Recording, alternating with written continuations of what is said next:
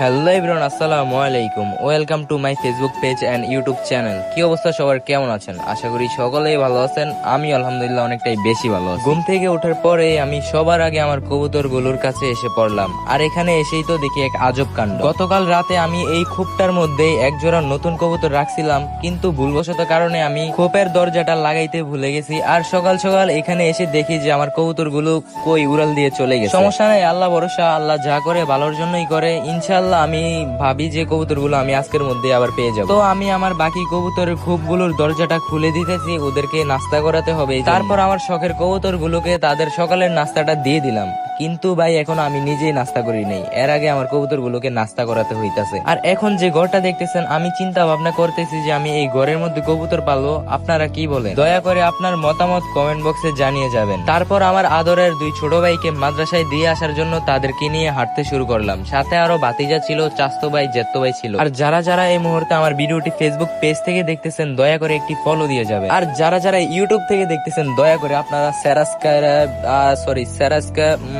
Subscribe করে দিবেন। তারপর আমি আর আমার বন্ধু আলামিন মিলে সুয়াগাজীর উদ্দেশ্যে রওনা হয়ে গেলাম। আমি 2 জোড়া পাখি কিনবো এই জন্য। আর আপনারা কারা কারা আমার মতো পাখি পালতে পছন্দ করেন কমেন্ট বক্সে জানাবেন। আর এইগুলো হচ্ছে বাজিগার পাখি। আমার যেহেতু বাজেট কম, তাই এখান থেকে আমি 1 জোড়া পাখি নিব আর 1 জোড়া ঘুঘু পাখি নিব। আর ভাই, বাজিগারের মতো দুষ্ট পাখি আর নাই। আমি ধরতে গিয়ে 2টা কামড় খেয়েছি ভাই, এখন আমার হাত ব্যথা করতেছে। তারপর বাজার থেকে পাখিগুলোকে নিয়ে বাড়িতে চলে আসলাম। সো গাইস, আজকের ভিডিওটা এই পর্যন্তই। সবাই ভালো থাকবেন। Thanks for watching the video. আসসালামু আলাইকুম।